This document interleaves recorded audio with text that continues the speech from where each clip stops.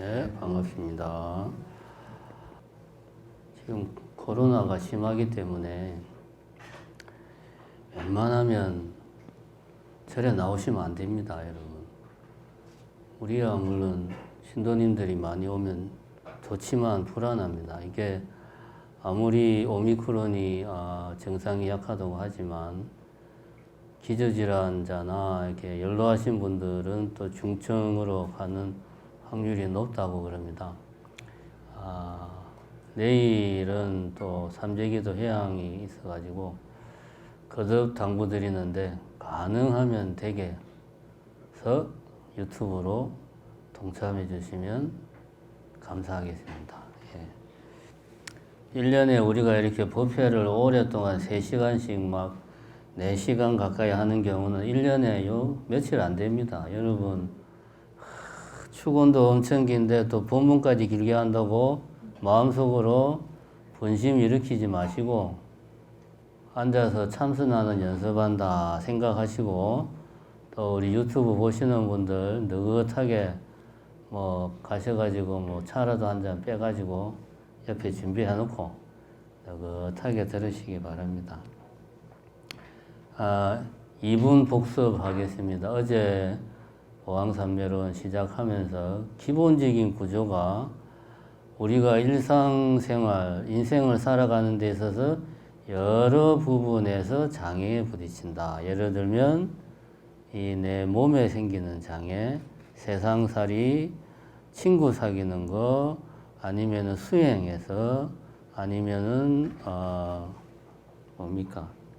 공덕을 쌓고 이익을 내는 이런 등등 우리가 일상을 살아가는 여러 부분에서 장애를 마주하게 되는데, 이 장애를 피하려고 하면 어디에 장애가 생긴다? 마음에 장애가 생긴다. 그걸 우리는 번뇌라고 그러죠. 그러니까 장애를 피하지 말자. 대신에 장애를 올바로 직시를 하자. 그러면 그것은 장애가 아니고 그냥 자연적인 현상이다. 몸에 병이 생기는 것은 마치 봄에 꽃이 피고 가을에 낙엽이 지고 겨울에 눈이 오고 비가 오고 하늘은 파랗고 산은 푸르고 다 이런 자연적인 이치와 마찬가지로 몸도 때가 되면 늙고 때가 되면 병들고 때가 되면 다른 몸으로 몸을 바꾼다. 똑같은 자연적인 현상인데 내 몸이니까 고통스러워하고 그 현상을 피하려고 한다.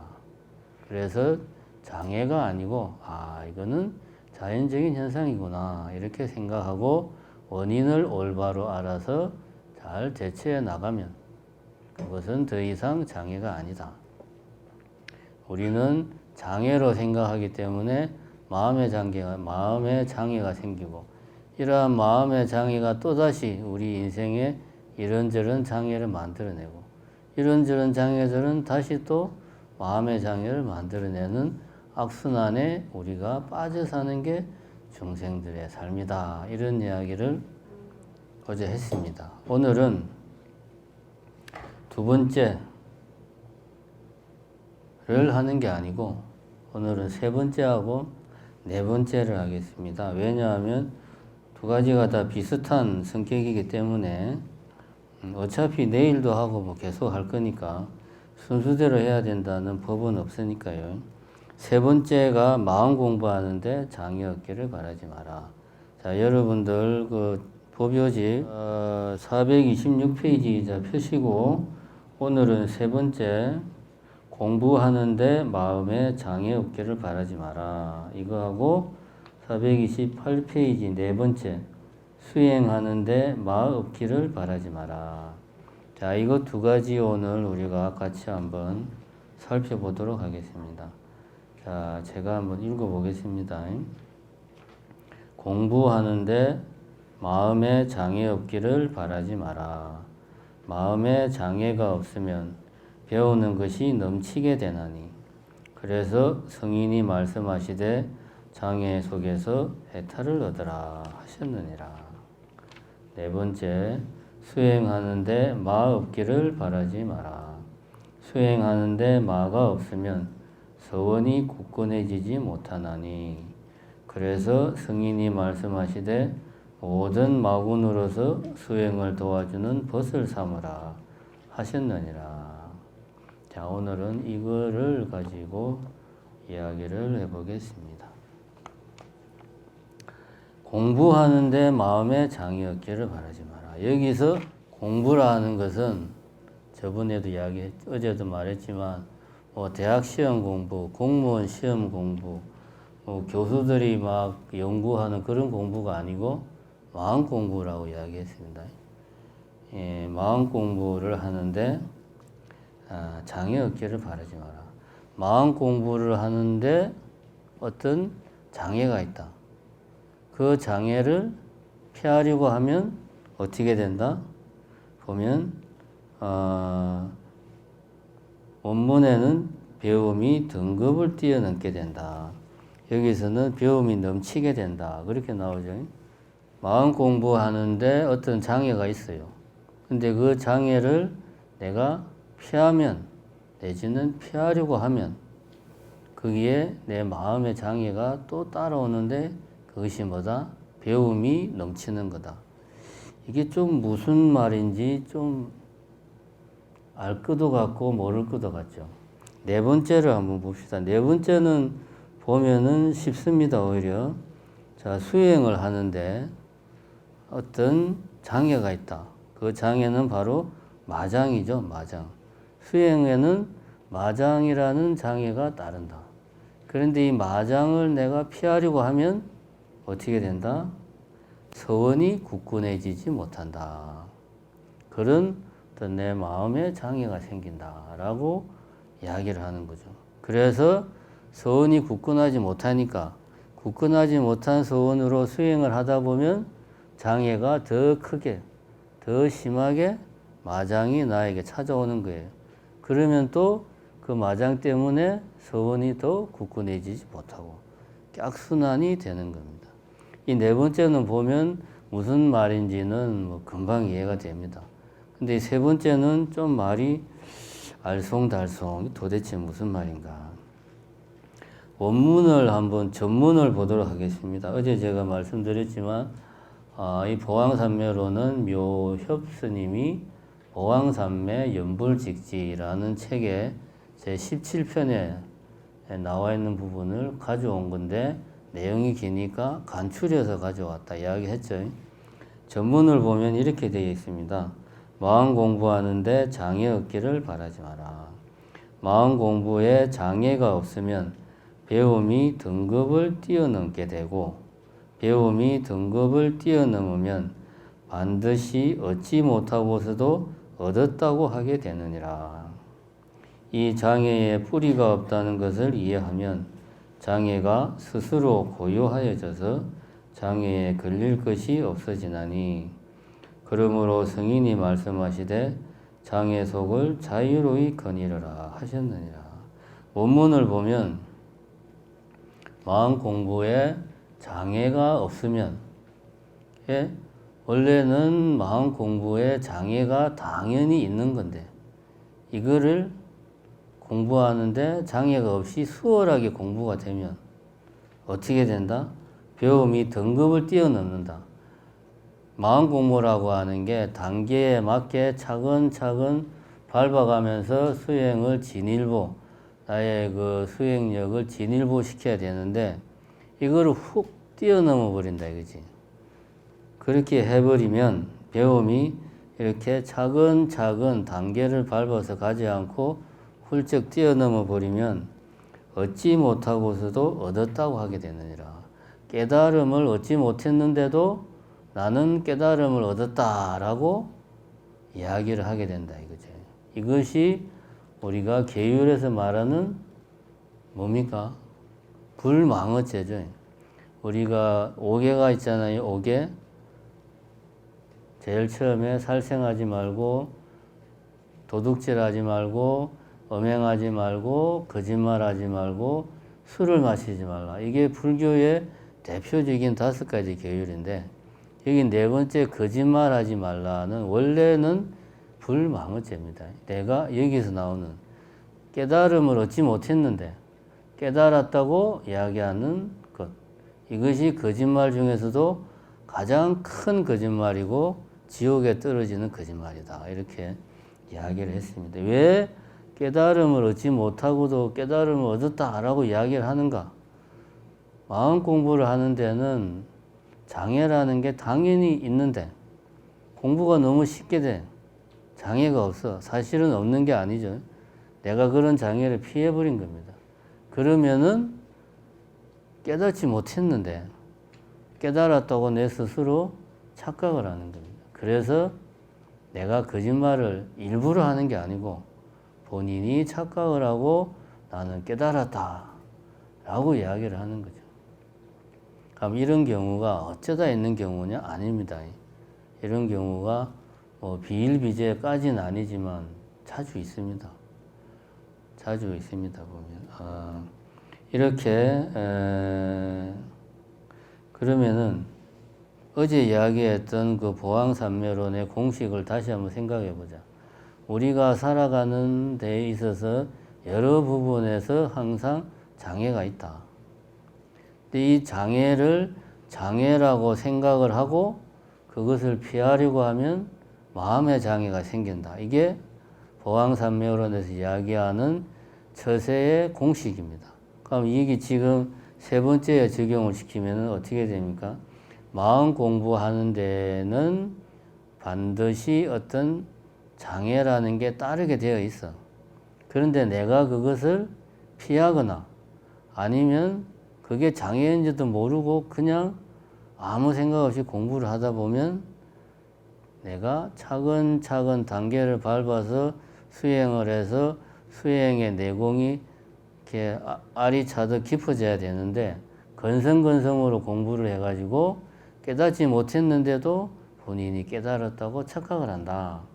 이렇게 우리가 이야기를 할 수 있습니다. 그러면 역시 마찬가지로 몸에 병이 생기는 것은 장애가 아니고 자연스러운 현상이다. 다만 우리가 나의 몸이기 때문에 그것이 병이다, 장애다, 고통스럽다, 병에 걸리고 싶지 않다, 피하고 싶다라고 생각한다고 이야기를 했습니다. 이것도 마찬가지죠. 마음 공부하는 데는 장애가 따르기 마련이다. 그것은 마치 몸이 병에 걸리는 것이 자연스러운 현상이든 마음 공부하는데 장애가 따르는 건 역시 자연스러운 현상이다. 그런데 그 장애에 끄달리거나 그 장애를 억지로 내가 막 피하려고 하거나 하다 보면 앞서 말한 이런 사단이 난다. 그러면은 마음 공부를 하면 생기는 자연스러운 현상, 우리가 장애라고 말하는 게 어떤 것들이 있느냐? 아주 많습니다. 예를 들면 우리가 참선을 한다고 가만히 앉아 있으면 오만 생각들이 머릿속에서 막 일어납니다. 뭐 이렇게 제가 이야기를 하니까 뭐 망상이 생기면 얼마나 많이 생기겠냐 싶겠지만 1시간 동안 앉아 있으면 영화 한 편을 내가 찍습니다. 그냥 앉아서 그 정도로 오만 생각을 다 해요. 심할 때는 내가 어디 있는지도 몰라. 그냥 망상에 빠져가지고 이런 망상은 이거는 공상이죠. 어떤 내 마음에 고통은 없습니다. 그런데 이제 가만히 앉아서 화두든다고 있다가 보면 나도 모르게 지난날 일들이 막 생각이 떠올라요. 옛날 일들, 옛날에 헤어진 여자도 막 생각이 나고 옛날에 부끄러웠던 일, 그런 후회되는 일들이 떠오르면 마음이 괴롭죠. 후회가 되니까 고통스럽고 이런 것도 마음이 괴로워요. 그 다음에 가만히 있다 보면 앞으로 일어날 일들, 야, 내가 평생 이렇게 선방에서 이렇게 그냥 가부장을 틀고 있으면 이러다가 병이라도 나면 어떻게 하지? 보험이라도 들어야 되나? 돈도 없는데 어떻게 사나? 이런 또 쓸데없는 미래에 대한 불안, 이런 또 생각도 막 일어납니다. 이렇게 오만 가지 생각이 막 일어나요. 이런 것들이 다 이제 망상이고 이런 것들은 자연스러운 현상이에요. 근데 이걸 억지로 잡생각을 안 해야지, 잡생각을 안 해야지, 이 내가 지금 참선한다고 앉아있는데 이렇게 잡생각을 하면 되겠어? 안 돼요. 막 이렇게 자기 자신을 막 채찍질하고 자기 자신을 뭐라 그래야 되나, 이렇게 막 미워하고 학대하면 어떻게 되느냐? 병이 나요. 상기병이 생기기도 하고, 심할 경우에는 정신적으로 문제가 있어가지고 좀 정신착란증이라든가 피해망상증 같은 그런 정신적인 병이 오기도 하고 막 그럽니다. 이런 것들은 자연스러운 현상인데, 이거를 내가 장애라고 생각하면 이것이 나에게 고통으로 다가옵니다. 그럼 이런 것들만 있느냐? 아니죠. 이렇게 내가 공부를 하면, 내가 참선한다고 앉아있으면 어느 세월에 내가 깨달음을 얻을 수 있을까? 내가 벌써 몇 년째 지금 이렇게 선방 다니면서 결제철마다 내가 그 하루에 10시간씩 화두 든다고 들고 있는데, 작년도 그렇고 재작년도 그렇고 변한 게 하나도 없어요. 과연 이렇게 해서 뭔가 깨달음을 얻을 수 있을까? 이건 어떤 회의감이죠, 회의감. 내지는 이렇게 수행을 하면 진짜로 깨달음을 얻기는 얻는가? 의심, 회의나 의심, 이런 마음이 또 생깁니다. 안 생기면 그 비정상이에요. 당연히 생깁니다. 제가 선방을 2000년대, 2003년부터 2009년까지 6년 하여튼 그 정도 선방을 다녔는데, 처음에 3, 4년은 앉아있는 것 자체가 힘드니까 다리가 아파가지고 어떻게든 잘 견뎌내야 되겠다, 그런 마음으로 있다가 좀 이제 다리 아픈 게 괜찮아지니까 도대체 화두를 어떻게 들어야 이 화두를 드는 건가, 그것 때문에 또한 1, 2년 고생해서 겨우 좀 이제 이렇게 하면 화두는 이렇게 드는 거구나 감이 좀 오고 나니까, 그때부터 마음속에 이제 어떤 생각이 드냐면, 그전까지는 힘드니까 다른 생각을 못 했는데, 이제 좀 하는 게 몸에 있고 하는 화두 드는 방법도 내가 조금 알게 되니까 마음속으로 이렇게 백날 첫날 앉아 있어 봐야 바뀌는 것도 없고 변하는 것도 없고 이게 제대로 하기는 하는 건가 하는 그런 어떤 내 자신에 대한 확신이 별로 없더라고. 그러니까 앉아 있어도 재미가 없는 거예요. 재미도 없고 심심하고 힘들다, 딴 생각만 자꾸 들고.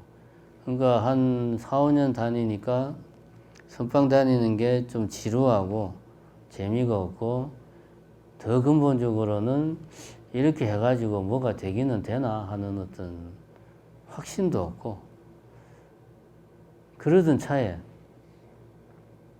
그 아는 도반이 소임을 좀 와서 살아달라고 이야기를 하니까 아이고 좋다 그러고 그냥 소임을 살러 나간 게 2010년이었어요.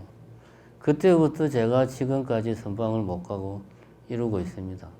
처음에 한 송강사에서 소임 볼 때까지만 해도 그냥 잠깐 소임 보다가 나 다시 선방 갈 거다 라고 내 스스로 당연히 그렇게 생각을 했는데,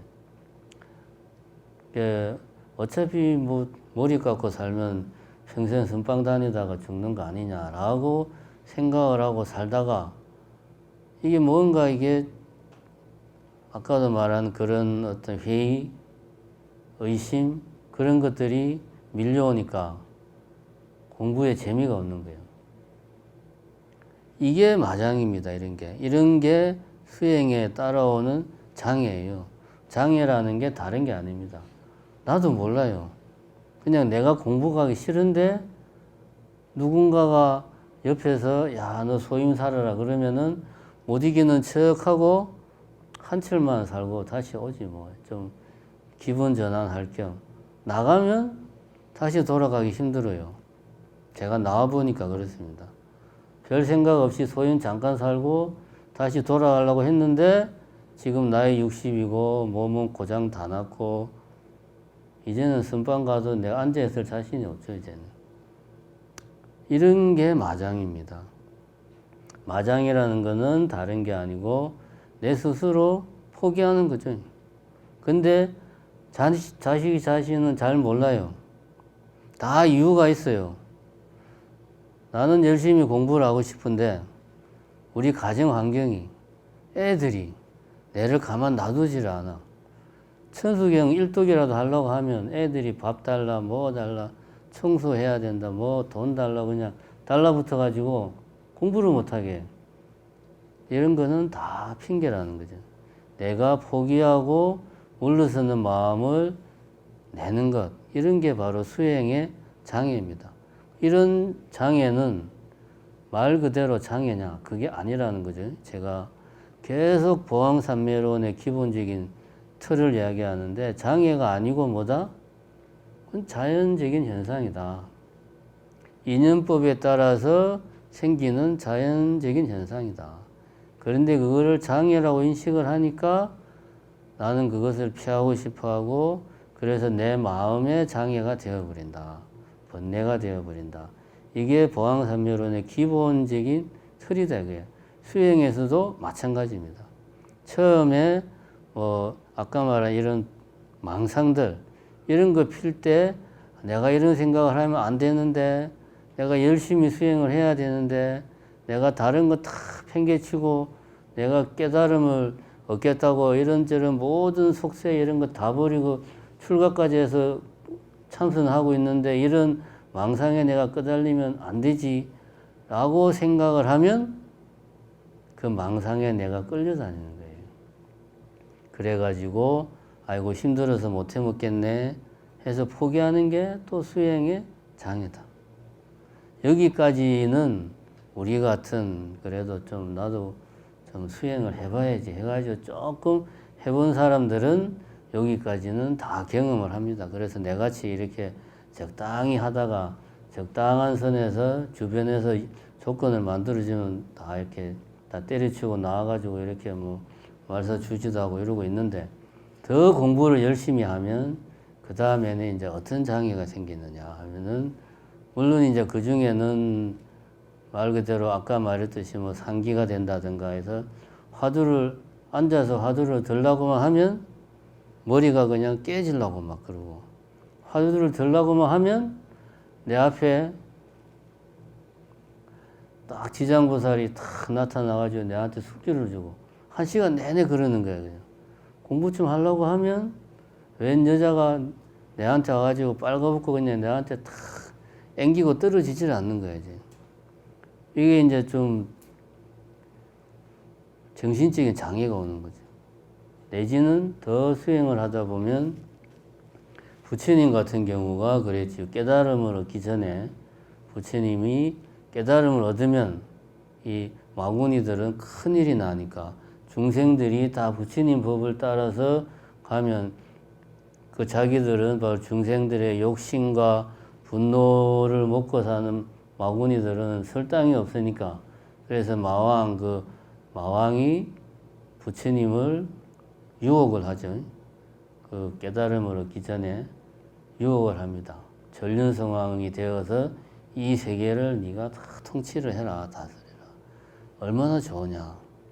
그래서 부처님은 마지막에 그런 유혹을 뿌리치고 제일 마지막에 부처님이 그 내적으로 가졌던 갈등은 그거죠.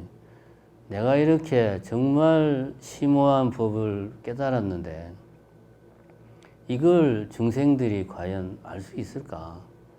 내가 이렇게 힘들게 깨달은 것을 중생들에게 내가 어떻게 이거를 가르칠 수가 있나? 그냥 나는 깨달았으니 여기서 나는 열반에 들어야 되겠다. 라고 또 부처님이 그것도 일종의 유혹입니다. 생각을 하니까 이번에는 이제 천신들이 와서 부처님한테 거듭 간청을 하죠.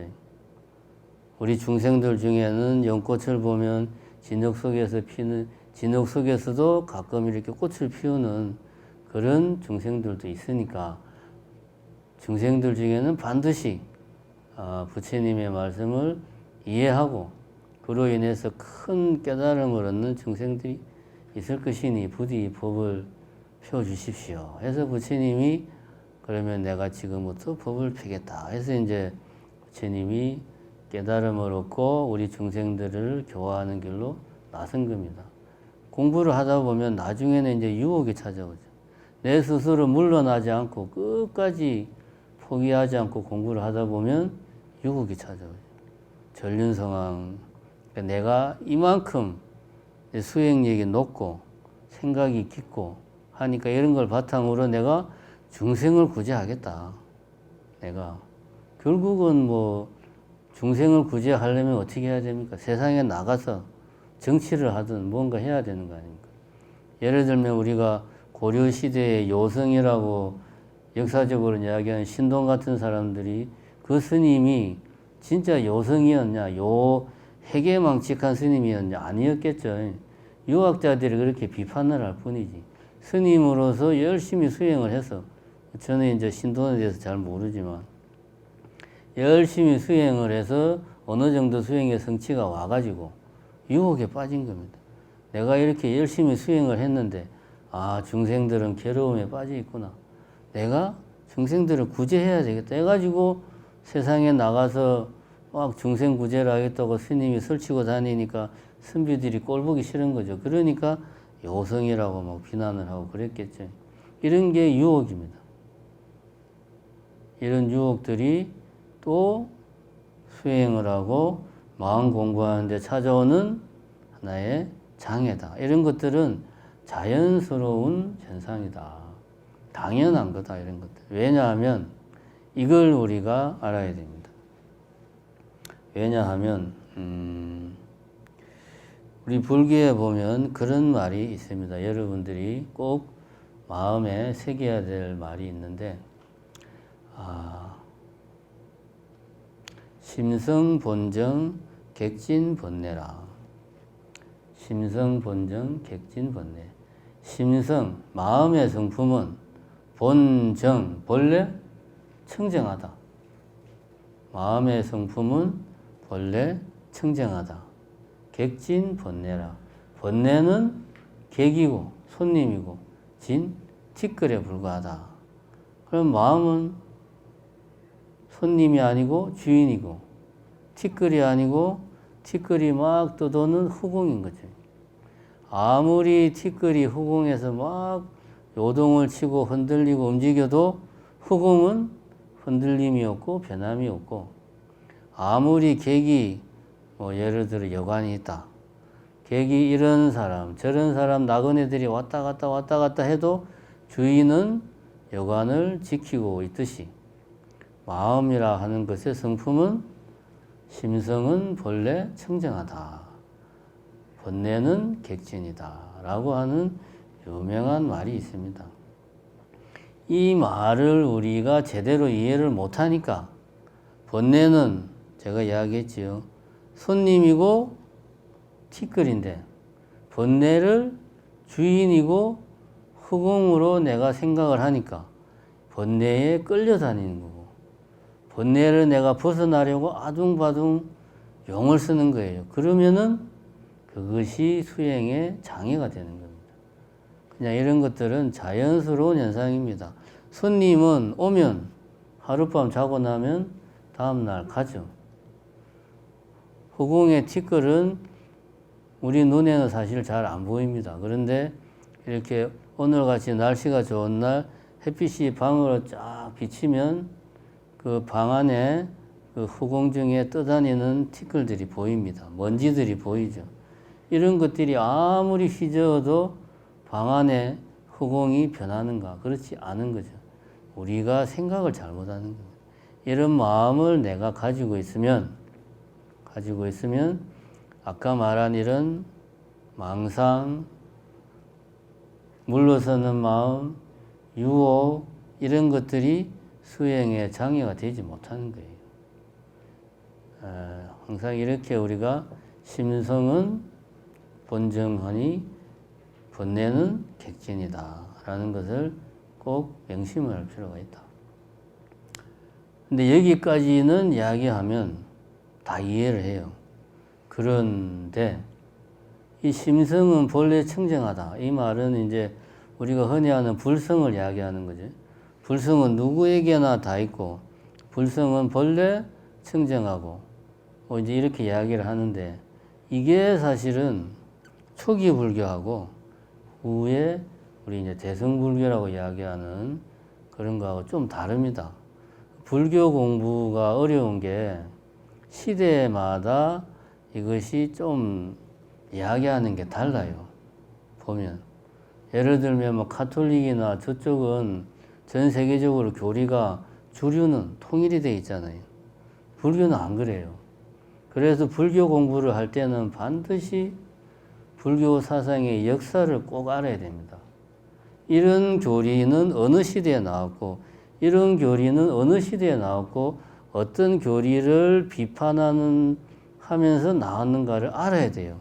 그걸 모르면은 여기서는 불성이 다 청정하고 우리 모두에게 불성이 있다고 그러고, 또 다른 책을 보니까 마음은 실체가 없다 이야기하고, 아니 여기서는 불성이 있다고 그러고 여기서는 마음은 실체가 없다고 그러면 도대체 누구 말이 맞는 거냐 헷갈리는 겁니다.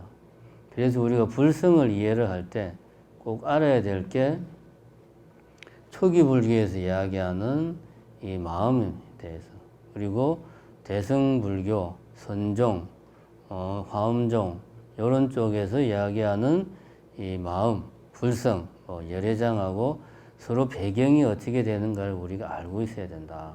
그걸 모르고 이해하면 곤란하다. 초기 불교에서 마음이라는 것은 조건생, 조건멸입니다. 첫 번째, 여러분들이 꼭 기억을 해야 됩니다. 마음은 조건에 따라 생기고 조건생, 조건에 따라 멸한다, 사라진다, 조건멸. 두 번째는 마음은 찰나생, 찰나멸이다. 마음은 한 찰나에 생했다가 멸하는 거다. 마음은 한 찰나에만 존재하고 찰나가 바뀌면 다음 찰나에는 이미 이전 찰나의 그 마음이 아닌 거예요. 여기서 찰나라고 하는 것이 뭐 1초, 2초 이런 걸 말하는 게 아닙니다. 굳이 현대과학으로 이야기하자면 75분의 1초라고 이야기해요. 75분의 1초면 우리가 상상도 할 수 없는 시간입니다. 마음은 찰나 찰나 생멸하는 것이 마음이다. 마음이라는 것은 조건에 따라 생멸하고 한 찰나에 생멸하기 때문에 우리가 실체를 파악하기가 너무나 어렵다. 그래서 초기 불교에서는 마음은 실체가 없다. 그게 뭐다? 연기하는 거다 라고 이야기를 하는 겁니다. 실체가 없다는 말은 달리 표현하면 마음은 홀로 존재하지 못한다. 항상 대상과 함께 뭔가를 보고 아름답다, 어떤 소리를 듣고 짜증이 난다, 이런 대상과 함께 마음은 일어났다 사라지는 거다. 그래서 마음은 실체가 없다라고 하는 게 초기 불교의 일관적인 입장입니다. 왜 초기 불교가 이런 입장을 가졌느냐 하면, 초기 불교가 태동하던 고대 인도의 주류, 지배적인 사상은 뭐였지요? 바라몬교, 요즘 말로 힌두교 아니었습니까? 힌두교는 다른 거 없습니다. 이 세계를 다 다스리는 근원적인 그 무엇이 존재한다. 그것은 뭐 브라흐만이라고 말할 수도 있고 뭐 일자라고도 말할 수 있고, 표현은 어떻게 해도 좋지만 뭔가가 이 세계에 널리 퍼져가지고 누구에게나 다 있고 어디에나 다 있고 언제 어디서나 불생 불멸하면서 모든 존재에 다 있다. 그게 브라흐만이다. 근원적인 존재가 있다. 그걸 신이라고 말해도 좋고 뭐 일심이라고 말해도 좋고 일자라고 말해도 좋고 성과기감에서 말하는 뭐 한물건이라고 말해도 좋고, 표현은 다양하지만 힌두교의 핵심은 그겁니다. 뭔가가 근원적인 존재가 있다. 그런데 이제 부처님은 그것을 부정을 한 거예요. 그런 거 없다. 그래서 불교가 그때 당시에 지배적인 사상, 지배적인 종교였던 바라문교를 비판하면서 나온 게 불교죠. 물론 불교만 비판하면서 나온 게 아니죠. 다른 여러 가지 이런 수행자들이 기존의 바라문교를 비판했지만 불교의 핵심은 그겁니다. 근원적인 존재 그런 거는 없다. 우리 마음이라는 것은 실체가 없다. 마음이라는 것은 찰나찰나 생멸하는 거다. 그것을 나는 굳이 기존에 있는 말로 표현하려고 했는데 아무리 찾아보아도 기존의 말로 표현할 수가 없으니까 새롭게 연기라는 말을 부처님이 만들어 가지고 연기하는 거다라고 이야기를 한 겁니다. 그런데 이것이 이제 후대로 가면서 불교가 오랜 시간 인도 사회에서 1000년 이상 인도 사회에 있으면서 기존의 힌두교하고 서로 교류하고 융합되고 하면서 불교도 변하고 힌두교도 변하고 그러는 과정에서 힌두교의 많은 부분을 또 불교가 받아들이고 그렇게 했습니다. 그러는 과정에서 열애장 사상도 나오고 불성도 나오고 그렇게 이야기를 그렇게 되었어요. 그래서 우리가 명심해야 될 것은 불성이라는 것을 어떻게 이해해야 되냐. 뭔가가 있다 라고 생각하면 안 됩니다. 불성은 곧 공이다, 연기다. 사실 이렇게 말하면 정확한 건 아니지만 우리는 어차피 학자는 아니잖아요. 학자들은 열애장 사상, 불성, 그거는 불교가 아니다라고 이야기를 해요. 그게 또 학계에서는 거의 정설에 가깝습니다. 그런데 우리 입장에서는 그거는 학계 이야기고 우리는 수행하는데 우리가 더 올바르게 수행할 수 있으면 되니까 우리는 그것을 공으로, 연기로 이해를 하면 됩니다. 그렇게 이해를 하고 불성을 이해를 해야지 뭔가가 근원적인 그야말로 불생불멸하는 영원한 뭔가가 있다. 성과기감에서 말하는 한 물건을 그런 불생불멸한 영원한 어떤 존재로 이해하면 안 됩니다. 그렇게 이해하면 안 된다. 그래서 우리가 이 불성이다 이런 것들을 올바로 이해를 하고 그런 바탕 위에서 심성은 제가 아까 뭐라고 그랬죠? 심성은 본정이다. 본래 청정하다. 본래는 객진이다. 이 말을 우리가 이해를 하자. 그래야지만이 우리가 수행에 따르는 마장, 어떤 장애 이런 것들을 장애가 아니고 마음의 자연스러운 작용으로 이해를 할 수 있는 겁니다. 왜냐? 마음이라는 것은 조건에 따라 생하고 조건에 따라 멸하는 거다. 마음은 반드시 대상과 함께 생겼다가 사라지는 거다. 마음은 한 찰나 생멸하는 거다. 라고 하는 것을 명심을 하면 망상이나 포기하는 마음이나 후회하는 마음이나 유혹에 넘어간 이런 마음들이 결국 이것도 다 마음의 자연스러운 작용이다 라는 것을 우리가 명심을 할 수가 있습니다. 자, 대충 이런 내용이고요. 그래서 여기 보면 원문에 보면 이런 이야기가 나옵니다. 이 장애에 뿌리가 없다는 것을 이해하면 이 말은 무슨 말이냐. 이런 우리가 수행에 따르는 장애가 뿌리가 없다. 허망하다. 공하다. 하는 것을 알게 되면 장애가 스스로 고요해져서 장애에 걸릴 일이 없다라고 이야기를 하고 있고 네 번째에서는 같은 이야기입니다. 수행하는데 마 없기를 바라지 말라. 수행하는데 마가 없으면 서원이 견고해지지 못하고 서원이 견고해지지 못하면 반드시 정덕하지 못하고도 정덕했다고 하느니라. 세 번째는 얻지 못하고도 얻었다라고 할 것이다 라고 이야기했고 네 번째는 정덕하지 못하고도 정덕했다라고 이야기할 것이다. 같은 이야기죠. 깨닫지 못했는데도 깨달았다라고 이야기한다는 것. 마가 허망한 것임을 꿰뚫어 보고 마 자체에 뿌리가 없다는 것을 사무쳐 알면 세 번째하고 같은 이야기죠. 이 장애가 뿌리가 없다는 것을 알면, 여기서는 마가 허망한 것임을 알면, 마 자체에 뿌리가 없다는 것을 사무쳐 알면 마가 어찌 나를 괴롭힐 수 있으리. 그러므로 승인이 말씀하시되 모든 마로서 수행을 돕는 벗을 삼으라 하셨느니라. 이게 이제 네 번째 이야기입니다. 세 번째는 마음 공부를 하는데 장애 없이 수월하게 공부가 되면 내가 배움이 등급을 뛰어넘어서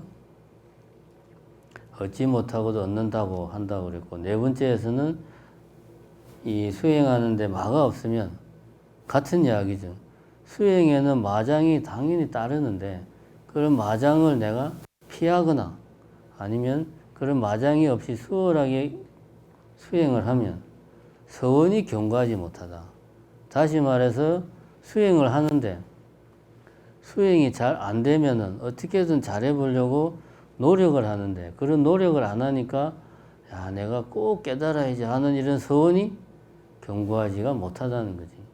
쉽게 말해서 온실 속에 자란 화초는 밖에 나가면은 얼어 죽는 거하고 같은 이치죠. 이 마장이라고 하는 어떤 이런 것들의 시련을 견디면서 서원이 단단해져야 내가 끝까지 수행의 길로 갈 수가 있다. 이런 이야기입니다.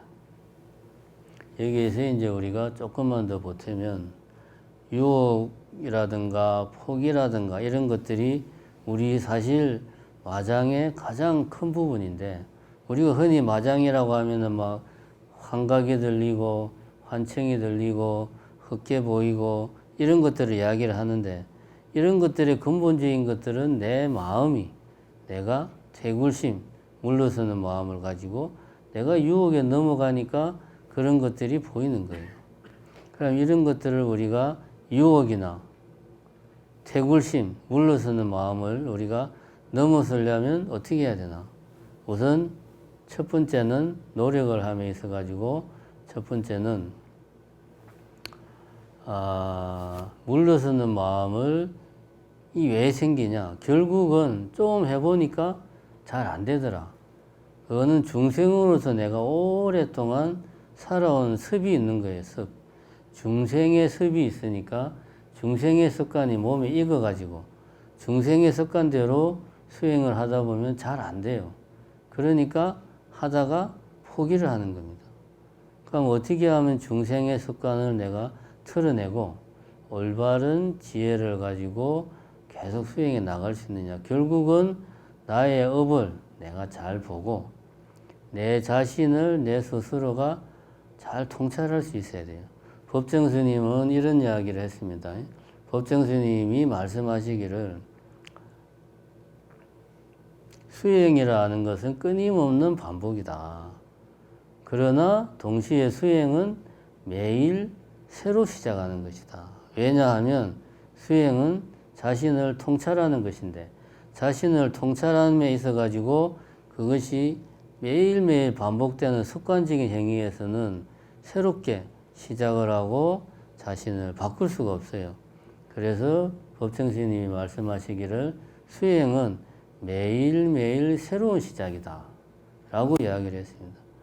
이게 무슨 이야기냐 하면, 자기 자신을 성찰을 할 때 항상 우리는 매일 똑같은 방에서 자고 똑같은 사람을 만나고 거의 비슷한 생활 패턴으로 하루를 보냅니다.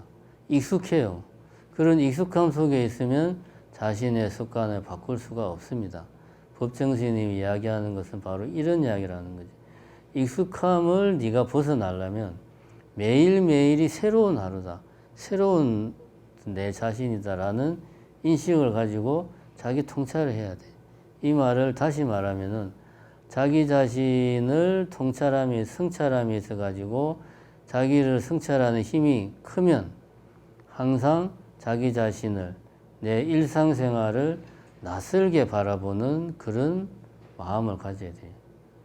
익숙한 생활이 아니고 익숙한 생활 하나하나를 낯설게 처음 보는 것 같은, 처음 접하는 것 같은 그런 마음으로 세심하게 관찰을 해야 됩니다. 그래야지만이 내 몸에 이건 습관이 바뀔 수가 있습니다. 그거를 우리가 명심을 해야 되고, 두 번째는 왜 수행을 하는데 마장이 당연한 거냐? 아주 간단합니다. 우리는 중생이기 때문에 우리가 깨달음을 얻은 부처고 보살이면 수행을 할 필요가 없죠.